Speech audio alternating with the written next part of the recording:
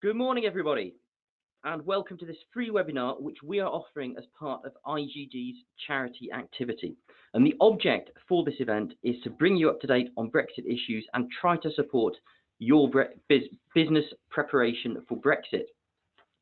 This is our agenda. We've got about 30 minutes of prepared content for you, and in addition, we've allowed about 10 minutes at the end for Q&A. As things stand, the revised date for Brexit is the 31st of October 2019. So that's just 32 days away, or it's 24 working days. Putting it another way, you might now only have one more payday left before Brexit happens. And I think that really does put quite a frightening perspective on the urgency of business preparation. Our last Brexit webinar was the end of August. We're going to start now by thinking about how the political situation has moved on since then. So starting with the diplomatic side, negotiations between the UK and the EU are ongoing, but really no sign of serious movement over the last month. The EU is still pushing for the withdrawal deal that they agreed provisionally with Mrs May's government, and that does include the problematic backstop provision, which has so far been a major barrier to approval by the UK Parliament. Now, the EU has offered to consider any alternative arrangement that would make a backstop unnecessary. And yes, the UK has accordingly tried a couple of different proposals, but so far, none of those have really been detailed enough or robust enough to meet EU requirements. Now, we should also note at this stage that the withdrawal deal is exactly that. The withdrawal deal outlines the terms on which the UK leaves the EU.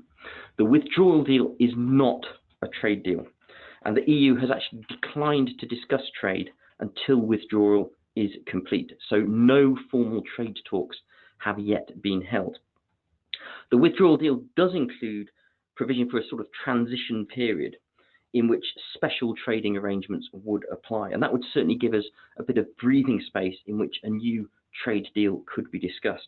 And hopefully completing that withdrawal deal would give us a lot more trust, a lot more goodwill. Hopefully that would accelerate any trade talks that would happen and make a beneficial deal much more likely. Here in the UK, political events moving on very, very quickly. And it seems as if a lot of politics has been crammed into the month since our last Brexit webinar. Situation's still very fluid. The mood in politics seems to be very feverish and febrile. But I think it is worth us reviewing the key issues and the key events just to make sure that we've all got it straight in our heads and that we are all up to date. Mr Johnson supports certain elements of the withdrawal deal as agreed by Mrs May, but not including the backstop. He is, though, committed to leaving the EU on the 31st of October, whether a deal is approved by Parliament or not.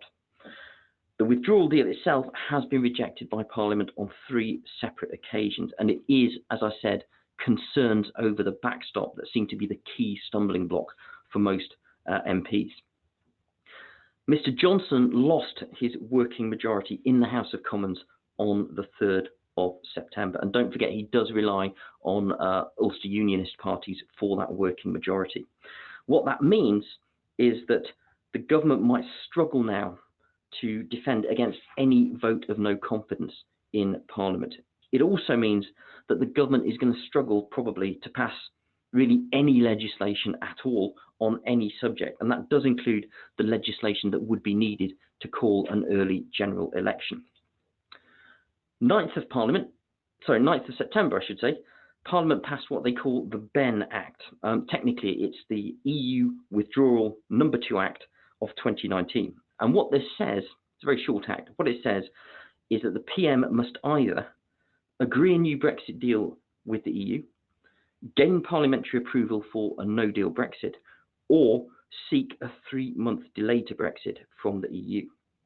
That has to be done by the 19th of October.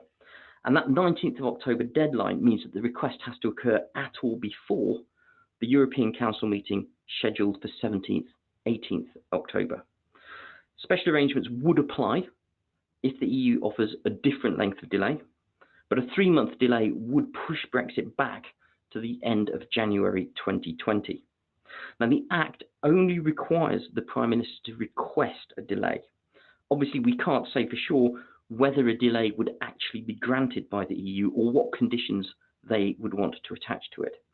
And the statements that we're getting from EU politicians and officials like Michel Barnier do suggest that there's a growing sense of frustration on the European side. The EU has quite a broad agenda, we know, and they may well prefer to just cross Brexit off the to-do list altogether. Interestingly, the Ben Act did get cross-party support, and I think that underlines the fact that even the governing Conservative Party is still deeply divided over Brexit.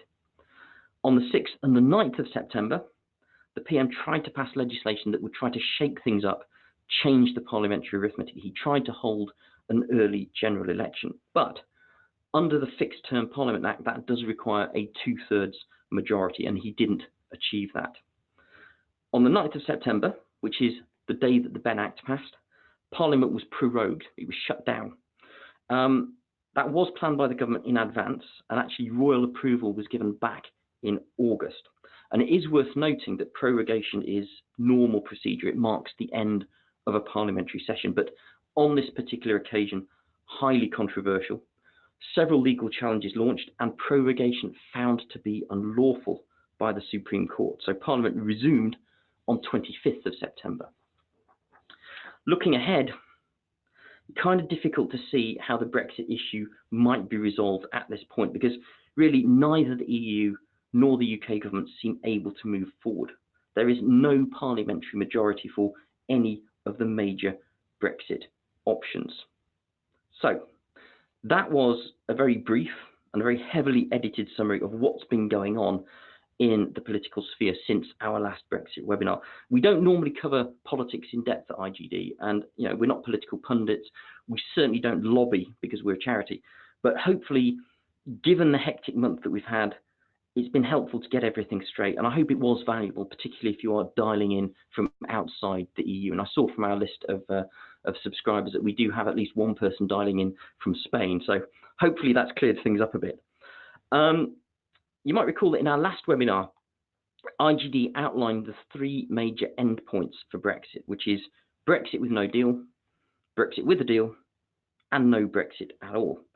And each one of those points might be reached by several political routes. I'm not going to go through them all today. I'm sure you can imagine lots of different scenarios, but I will emphasize that none of these 3 is off the table.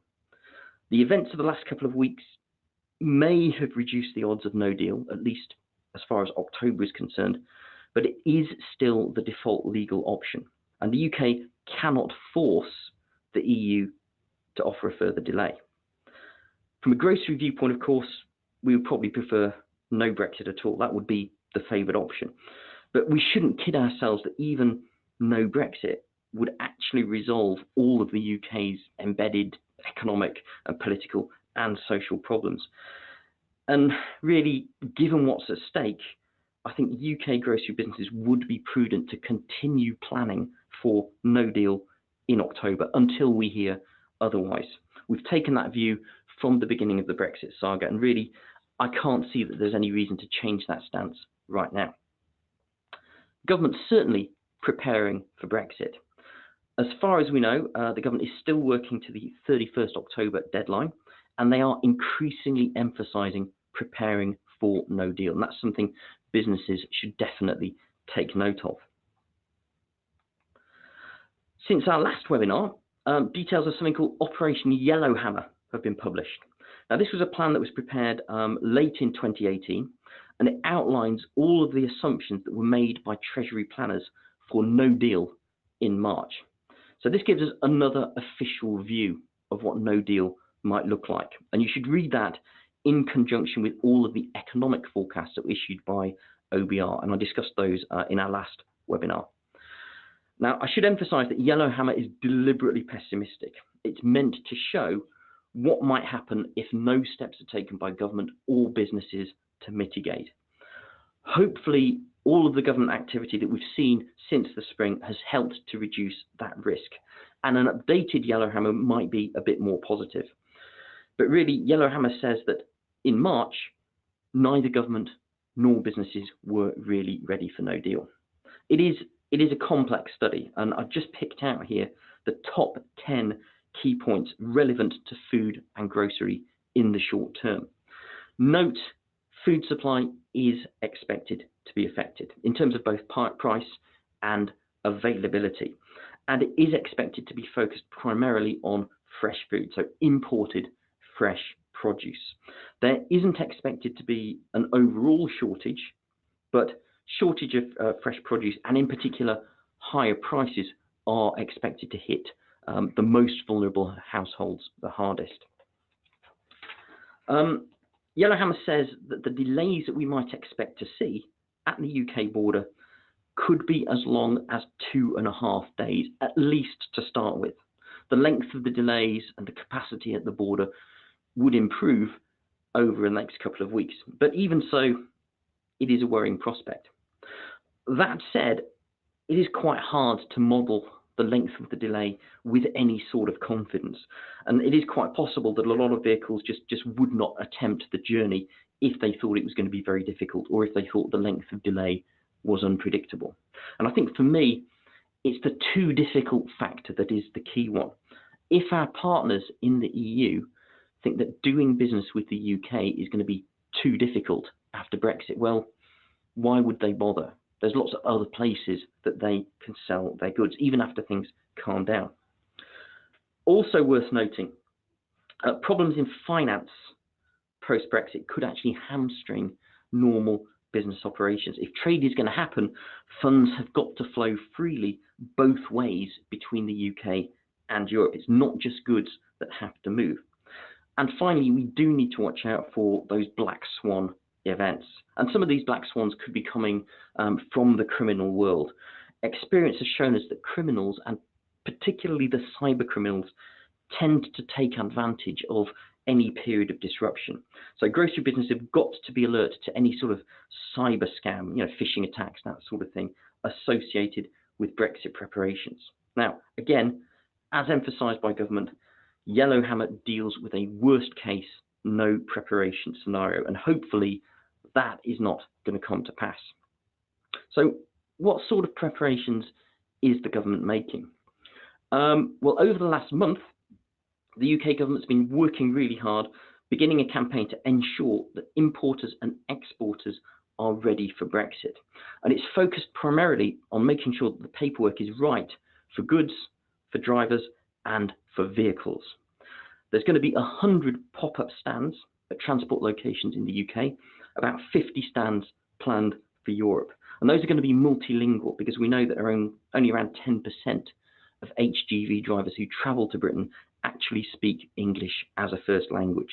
There's going to be 38 special roadshows just for the food and drink industry. Those are going to be run by DEFRA. DEFRA also has grown its helpline capacity, and HMRC has also launched a new helpline to help businesses prepare for new customs or tariffs. Now, the photo that you're seeing on the screen is one I took. I took this at Watford Gap Services last week, and you can see it's a pop-up stand. It was manned by a single person on the day that I visited. He was wearing a branded T-shirt. I left him out of the photo just to protect his own privacy. Now, this person seemed pretty friendly. He was very keen to engage with people. He said he worked for a publicity company. He wasn't actually a civil servant himself, but did say he had been briefed extensively on Brexit. He had 2 leaflets on offer at the stand, both of them aimed at commercial transporters, both of them in English only. But as you can see, there's really nothing on the stand that indicates that truckers and hauliers in particular should be taking note and engaging. And I think that was probably something that could be improved. In addition to the stand, you can see lots of signage on overhead gantries over the M1 going in both directions, but really that's not a mechanism that you can deliver really detailed information through. New government websites becoming available. This is one's called Get Ready for Brexit. And as you can see, it's intended to deal with both individuals and businesses. Section for individuals, that's really about applying for settled status. So if you're an EU citizen and you're resident in the UK, you should give quick attention to that, especially if you haven't done so already. Also, some information for UK subjects resident in the EU. And that's definitely relevant to British businesses that have overseas branches where British people might be posted or working at the moment. That, again, might require prompt action. For most people who are listening to this webinar, though, it's definitely going to be importing food products that is the key concern. No deal would definitely make that difficult. If there is a no deal in October, we will drop out of the customs union and the single market. So some form of border would have to be imposed just to meet with international norms. That in turn means new legal obligations and therefore probably new liabilities, new vulnerabilities for business operators. Now, the government has used various publications, various meetings with businesses to try and emphasize it's going to take a really pragmatic, light touch approach to Brexit at the border. So, for example, they say in the guidance for using ro-ro ferries that most vehicles are just going to be waved through. They're not going to stop vehicles routinely. It's going to be an intelligence-led effort. But although that sounds great, it might not satisfy businesses. Because what that does, what that light touch policy does, is introduce some uncertainty. Businesses have got to follow the law to the letter, whatever approach the officials are taking to enforcement. That has to be enforced by non-exec directors, and ultimately it might be enforced by the courts. Businesses have got to follow the law. So to meet your legal obligations, what is required is clarity and certainty, and winging it just isn't acceptable. Unfortunately, the contacts that we have with food businesses, the contacts that we're having with other food organisations suggest that the clarity and the detail that is needed isn't being delivered yet. The information provided by the government is still quite general. It's lacking detail. It's lacking specificity. Our contacts tend to have very specific queries, not really covered by the general advice that they're getting by government. So I think in those cases, technical queries, you've really got to turn to subject experts, your customs agents, your freight forwarders, your specialist business advisors. So what would it take, or what might it take, to be border ready in the event of a no-deal Brexit? Unfortunately, the data provided by government is still quite vague. What they have said is that there will be no new requirements for EU drivers that arrive in the UK after Brexit, nor will there be any new requirements for EU vehicles. Now that's helpful, although do note that the duty to detect and stop clandestine entry is in place. And the leaflet that I looked at actually dedicated quite a lot of space to that, discussing it in quite hair-raising terms. The fine at the moment, remember, is £2,000 for the haulier for any illegal migrant found. And if it's a food business, the chances are you're going to lose the cargo as well, because that will be destroyed for hygiene reasons. The biggest changes we would expect to see for food businesses are going to be in the areas of customs payments and product regulation. That's going to be new for a lot of people, because most UK businesses that have international connections at the moment tend to trade primarily within the EU. So essentially, it's no more difficult, no more involved than trading between London and Yorkshire, for example. So I think there's going to be a steep learning curve here. And again, you might well need to lean on your specialist advisors. Note special arrangements for non-EU goods that arrive via the EU and goods travelling between Northern Ireland and Ireland. Food and drink, we know, subject to particular administrative issues. For food and drink that comes to the UK from the EU, well, you would certainly have to comply with animal welfare rules for live animals in transit. There would be special product regulations like labelling rules, for example, or rules on pallets. Sanitary and phytosanitary to ensure biosecurity, to ensure customer safety, and definitely the tariffs as well. The tariff documents that we've seen so far suggest tariffs are going to be focused heavily on the food side. Now, border readiness is massive. You know, as I say, if you have specific issues, talk to your advisors or your trade organisations. But a key thing to note is, as we leave the EU, we're going to leave the EU's sanitary and phytosanitary umbrella systems.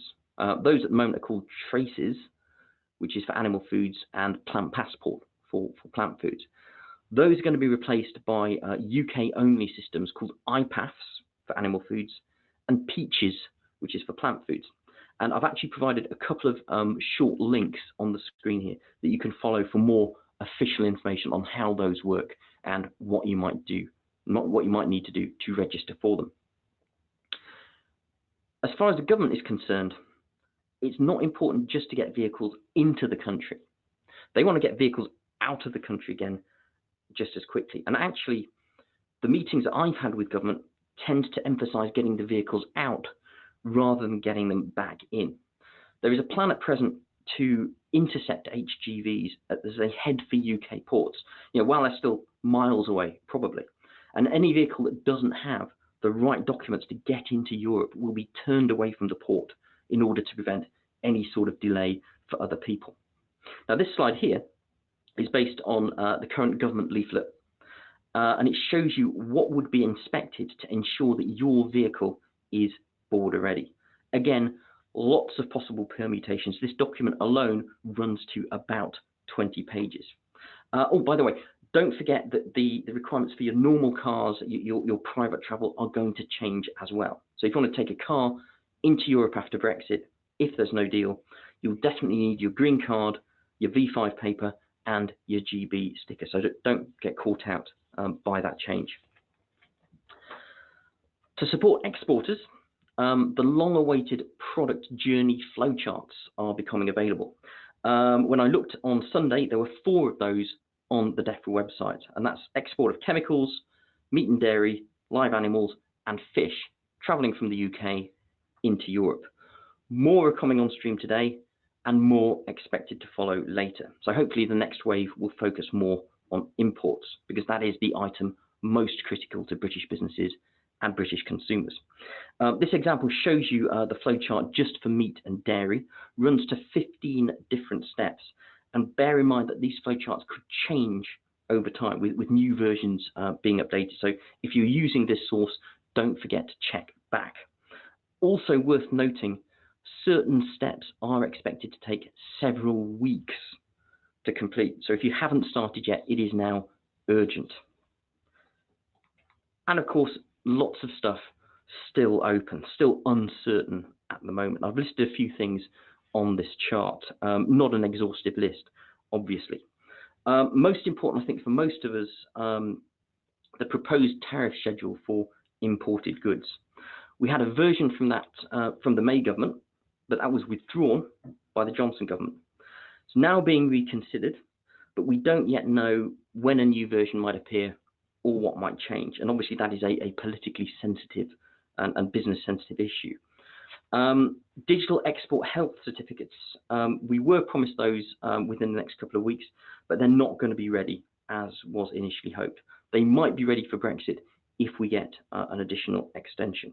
And of course, the government is still working to roll over trade deals with third-party countries. So that's how the government is progressing, getting ready for no-deal Brexit. Let's move on. Let's have a look at what British businesses are up to. In August, we completed an online survey of UK food and drink businesses. And the aim of this was to try and gauge readiness for a no-deal Brexit on the 31st of October. Now, our sample was quite small. There's 27 businesses, but the quality of the response that we got was very, very good. So the data is senior people at large businesses with a personal interest in Brexit. So first of all, we asked them how important various trade issues were considered to be. This is just a partial list. The full list is a little bit longer.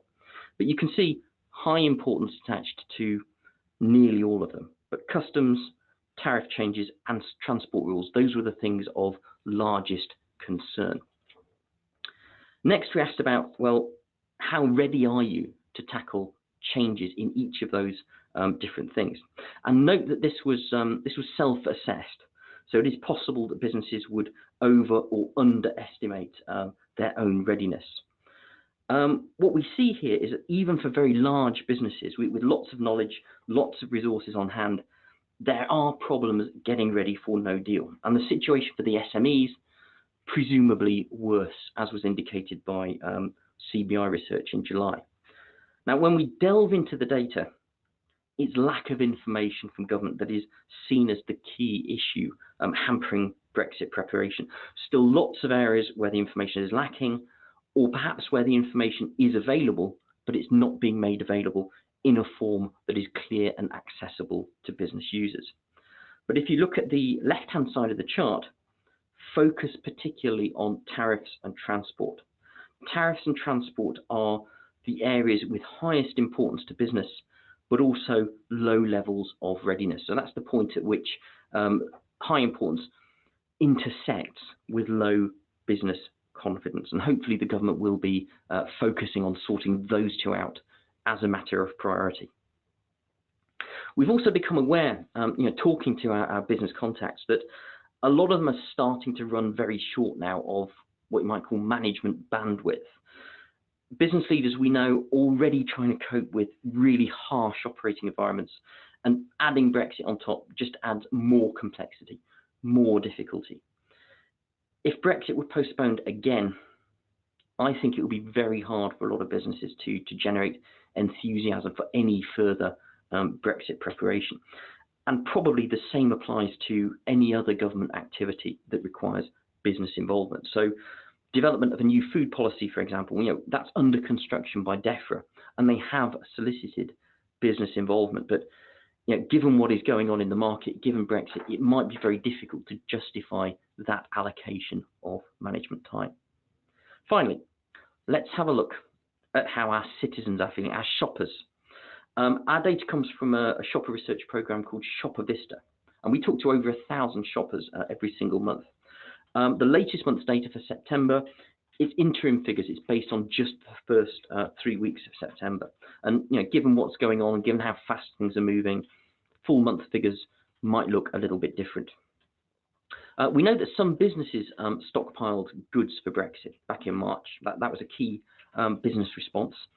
We used Shopper Vista to determine stockpiling at a household level as well. So you can see in the weeks before Brexit was due in March, 5% of households said they had a Brexit food stockpile, although lots more people said that they were thinking about it, or they might, or they could develop one. We paused our surveys over the summer. We've just started up again. The data we have for September says 5% of households, again, have a Brexit food stockpile, although for certain types of households, it's a little bit higher, but still very much a minority activity. Again, though, we've got this big group of people who are flexible. They're thinking about it, they could do it. And this is a behavior that can be turned on pretty easily, on and off pretty easily. It's basically just extra shopping. So it is quite possible that demand would ramp up very quickly in the days before Brexit. A lot of that, I think, is going to depend on the media agenda. Clearly, very few households are going to have any real resilience to disruption of food supply as a result of Brexit. So they're relying on businesses, they're relying on the food system to develop that resilience on their behalf. And it's cash-strapped households particularly who are especially unlikely to be unable to stockpile. And our friends at the charity Fair Share have been raising the alarm about that one. Now, it might sound, from what I've said, that our shoppers, our citizens, are disengaged from Brexit. And to be honest, I'm not sure I blame them particularly, but it's not necessarily true. Our research suggests that most shoppers actually have considered what Brexit might mean for their own food experience, but the concerns they express tend to be around the food values and not the food availability.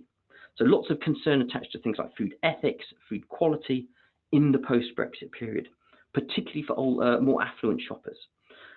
Most shoppers think that the choice of food will be generally okay after Brexit. You can see that over on the right-hand side. Relatively few people are thinking about an overall shortage of choice. But on the left-hand side, you can see some people think that it will be harder for them to track down their personal favourite products. And that's not necessarily down to just being a fussy shopper. Some shoppers, of course, do need things like gluten-free or kosher or halal. And obviously, if you need those things, that is not negotiable. Note that concern about all of the things I've shown on here is rising slowly. Only 23% are not concerned about any Brexit-related food issues. So given what I've said, it is worth pondering, well, why are our shoppers not more concerned about Brexit? And as with businesses, it might be just down to Brexit fatigue, because you can only stay scared for so long. It is possible that shoppers just don't think no deal is a major hazard. But this is some data that we were sent by our friends at YouGov, and they say that in fact the majority of shoppers do think no deal Brexit is a possibility. In fact, it's seen as the most likely possibility. So if you're a business, you need to take that on board, I think, and remain focused on planning for no deal. Our shoppers are unlikely to forgive any major supply chain failure, because after all, we've had more than 3 years to prepare for this. If we go back to IGD data, this is from another strand of our Shopper Vista research. We're not asking specifically about Brexit here, we're just talking about general future food price expectations. The majority of our shoppers, 79% of shoppers, think food is going to get more expensive in future, and that's pretty usual. Most of our shoppers expect food prices to go up. It always worries them. But the key change we see here is the red bar. The key change is that more now expect severe price change. In September, 19% thought food would get a lot more expensive in the next 12 months. That's the highest level we have ever recorded. And it can't be a coincidence, can it? It's got to be down to the messaging that people are getting about possible Brexit impacts.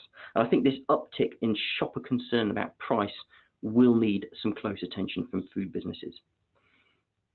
I think addressing shopper concerns about unmerited food price, it's going to be a major concern, because there is already a strong sense of suspicion and even hostility towards what you might call the UK establishment. There's distrust of politicians, government, businesses, other institutions. This is now normal. And this lack of trust does have quite wide consequences. And one of them is a desire for radical change, more than can be delivered by conventional political methods. And this is some data from Edelman, which is an international PR firm. And they show us that most British people do not think the status quo is working for them. They will be watching carefully what happens after Brexit. And I think if they're not happy, they will continue to look for radical political shifts to help them out. So that's the end of the prepared content that we have. Time to move on to questions. I can see we've got several questions already, but there is still time to submit more. And while you're preparing any questions that you have got, I do want to take a second just to look at what we've been up to on Brexit. We have been busy, as you can see, supporting both businesses and government. Live presentations, obviously part of that effort, and we are going to be including some Brexit-specific content at our Supply Chain Summit in October. Lots of material on igd.com, which is free of charge, like this webinar is, and also a new website I want you to be aware of. It's called Brexit Food Hub.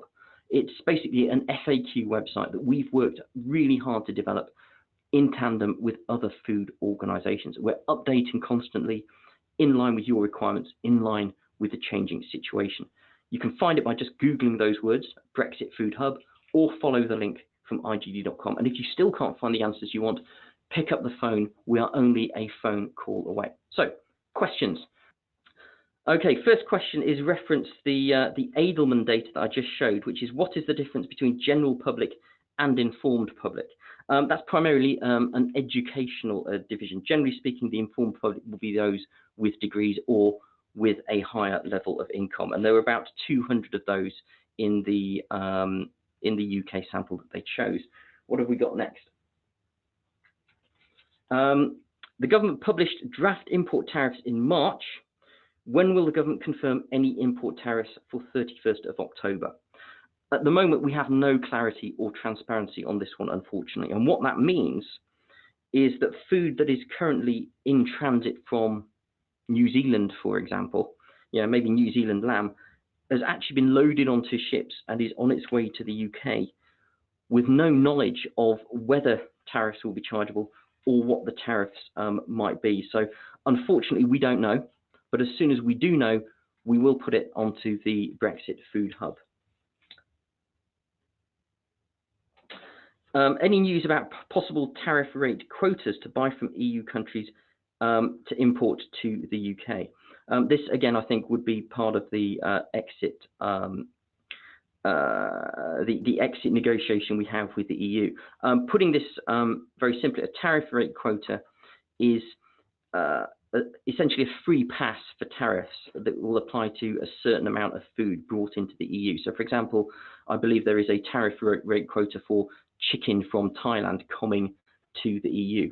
That's expressed as a certain volume of food. And one of the key questions that we would have, of course, is, well, as we leave the EU, can we take any of that tariff rate quota with us when we go, or will it all simply revert to the EU and they can divvy it up amongst themselves? Don't know. Watch this space. Any dates for food and drink roadshows? Not as yet. Watch out for that from DEFRA. What else have we got? One here, an interesting one. Under GSCOP, are suppliers into retailers responsible for funding 100% of tariffs? Well, I believe that it is most common practice in UK retail for suppliers to provide goods to retailers with the tariffs paid. So generally speaking, I believe most retailers will be buying from suppliers at a set price, which includes all of the tariffs. And although you may be able to negotiate some differences there, I think most of them would expect to stick to that over the course of Brexit. We've heard a lot about heat-treated pallets when shipping to the EU after a no-deal Brexit. Huh. Okay, well, this is quite an interesting question. In order to bring a pallet, a wooden pallet, or any other wooden packaging like dunnage into the EU, it has to be heat-treated to kill any pests attached to it, and it's got to have a special stamp stamped onto it to show that it's been done. Now, most pallets that we have in the UK at the moment are circulating within the EU, so they're not crossing the EU border. They don't necessarily need to be heat treated. They don't have to have the stamp. Key question is, as we drop out of the EU, will pallets be able to cross that border without further treatment? Well, the UK government has said it will deal with this on a case-by-case basis according to risk. So I think what they're telling us there is they will allow unheat-treated pallets into the UK if they are deemed to come from a low-risk source, and presumably that will be the EU, because we're receiving those pallets already without any major issues. The key question, though, is whether pallets might be able to go back across the channel to the EU, and we haven't yet had any clarity on that. Got loads more coming in, and unfortunately, I'm not always able to offer a huge amount of clarity on any of them. Do we foresee congestion at Felixstowe and at Thames Gateway? Well, Thames Gateway, I believe, is a container port. So that would be kind of long distance containerized sea freight. It's also a railhead for goods coming in from Europe by rail, I think. Would we expect any congestion? I actually visited Thames Gateway, and they were fairly happy that they had plenty of capacity available when I saw them some months ago. I think it's probably the ro-ro freight from Europe, which is probably going to have the greatest difficulty, and that, of course, does account for the bulk of British food and drink imports from Europe. There's data on stockpiling for food. Is the trend similar for medicine? Well, we know that the NHS has been stockpiling medicines in preparation for Brexit and is building up supplies. However, I believe sources for certain medicines are already starting to run rather short, and the ones I've heard referred to are particularly medicines for mental conditions such as Prozac and also HRT. we're not clear whether pit shoppers are actually stockpiling medicines in their own home. I think that would apply probably, that would depend very much on the sort of relationship that you have with your own doctor, whether they want to give you extra prescriptions for your own special prescription medicines. However, I can tell you that we are expanding our own shopper research on stockpiling at the moment, and we are actually looking into different products which they might be choosing to stockpile, as well as general stockpiling intention. So watch this space over the next couple of weeks. Okay, will regulations apply from day one? I assume that what's being asked here is, will UK officials enforce all border regulations from the first day after a no-deal Brexit? Well, I refer you back to what I said earlier on, which is that the meetings we've had with government and the materials that have been published online suggest a pragmatic approach with an emphasis on maintaining as much flow into the UK as possible. But as I said, I've got some concerns about how businesses can continue to meet their legal obligations in this sort of pragmatic regulatory environment. And of course, that pragmatism would only last for as long as levels of risk are deemed to be low. So if, for example, there was a sudden outbreak of, I don't know, some sort of food-related illness in the days after Brexit, well, I think we would expect the officials to crack down on the health certificates and all of the other paperwork very, very promptly. So I think the answer is pragmatism from day one, but it's not necessarily going to last. Do you have a list of recommended customs agents? We don't have a list of recommended customs agents, but if you go to the Brexit Food Hub, they provide a link to a trade organisation for customs agents, and they will at least give you a set of contact details for all of the people on their books.